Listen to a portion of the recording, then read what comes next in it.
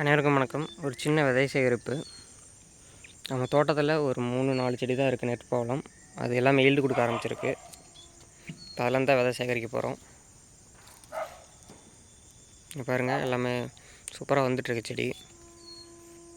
கிட்டத்தட்ட 5 மாதம் தான் ஆகுது. செடி இன்னும் நல்லா வளரணும். இப்போ அடியிலேருந்து ஒவ்வொரு குத்தா கட்டிகிட்டு வருது. இன்னமும் பூக்கள் நிறைய வச்சிட்ருக்கு. இங்கே பாருங்கள், நல்லா தெரியும்.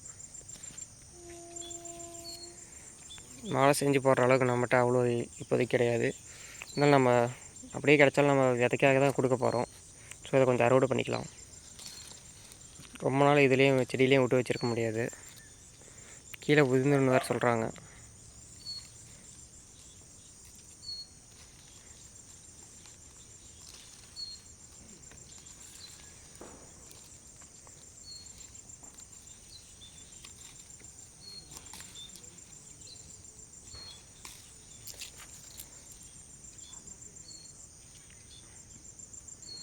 பார்க்க ரொம்ப சூப்பராக இருக்குது.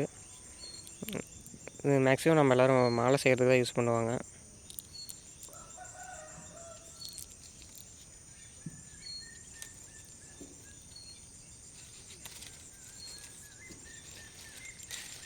இப்போ தான் நம்ம ஃபஸ்ட் டைம் போட்டிருக்கனால இதை பற்றி அவ்வளோ நமக்கு டீட்டெயில்ஸ் தெரியல.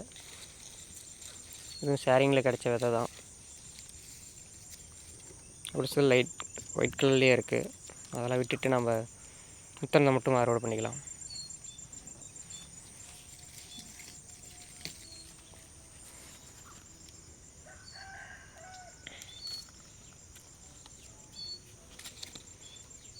இன்னும் ஒரு மாதம் கிட்ட வச்சுருந்து அதுக்கப்புறமா சேல்ஸுக்கு கொண்டு வந்தால் கஷ்டம் இருக்கும்.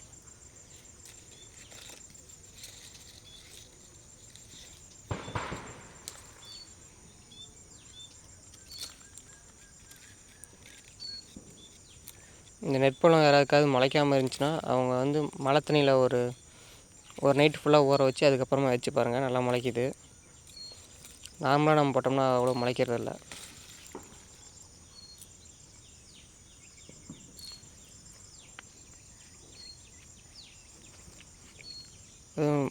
ரொம்ப ஆழமாக போட்டோம்னாலும் முளைக்கிறதில்ல.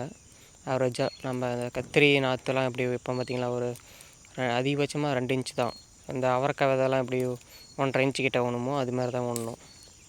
அதையோட சைஸை பொறுத்து தான் நம்ம எப்பயும் ஒன்றணும். மேக்ஸிமம் மேலே போட்டாலே வந்துடுது.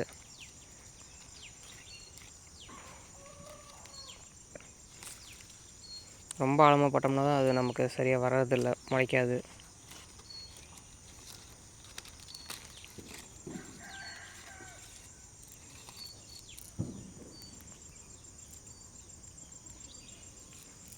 மேலே நம்ம பர்பிள் அவரைக்காய் ஓரளவு ஈல்டு கொடுத்துட்ருக்கு. பூச்சித்தொல்லை தான் அதிகம். ஆர்கானிக்காக பண்ணாலும் ரொம்ப பெரிய ப்ராப்ளமாக இருக்குது. இதே சமயம் நம்ம சிறகவரை ஒன்று பூ வைக்க ஆரம்பிச்சிருச்சு. நீட்ட வெரைட்டி. இன்னும் 1 மாதத்தில் எல்லாமே அறுவடை பண்ணுற அளவுக்கு வந்துடும். காய் வைக்க ஆரம்பிச்சுன்னா சிறகவரை நல்லா சீக்கிரமாக ஈல்டு கொடுத்துரும். எல்லாமே பூ வைக்கிற மாதிரி இருக்குது. இந்த செடி அப்படி தான் இருக்குது.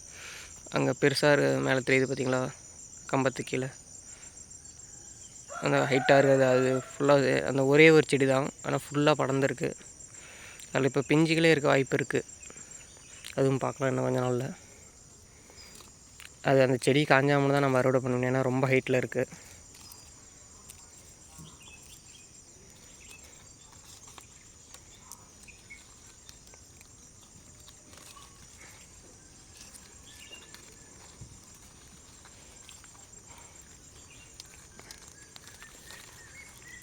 மொத்தமாக அறுவடை பண்ணிட்டு அப்படியே காமிக்கிறேன். நான் ஒரு கையில் எடுக்கிறது ரொம்ப கஷ்டமாக இருக்குது. வீடியோ ரொம்ப லென்த்தாக போகுது. ஃபோக்கஸ் வேறு இன்றைக்கி ஆக மாட்டேங்குது.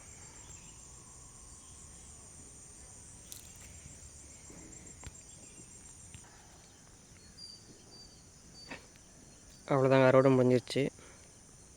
ஒரு கை ஃபுல்லாக வந்திருக்கு. மொத்தமே 5 செடி தான். அதில் ஒன்று இன்னும் ஈல்டே கொடுக்க ஆரம்பிக்கல.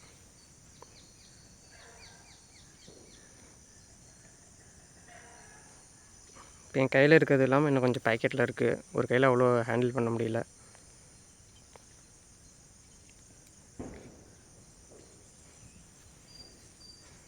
சக்கரவள்ளி கிழங்கு எல்லாம் நட்டு வச்சுருக்கேன்.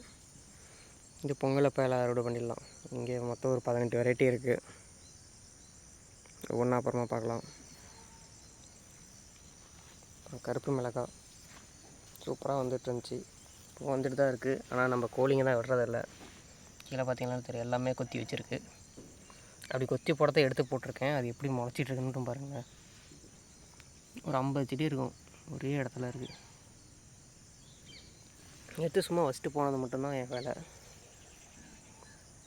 அப்புறம் பிளாக் ஓவல் பிரிஞ்சல் அழகாக வந்துட்டுருக்கு. இப்போ தான் ஃபஸ்ட்டு காய் வச்சுருக்கு. செடி ஒரு அடி தான் இருக்குது பாருங்கள். செடி பார்த்தாலே தெரியும் உங்களுக்கு. இதுவும் சீட்ஸ் கொஞ்சம் நாளில் கலெக்ட் பண்ணிடலாம். பர்பிள் லவர் இன்னும் கொஞ்சம் நாளில் லிஸ்ட்டில் வந்துடும்.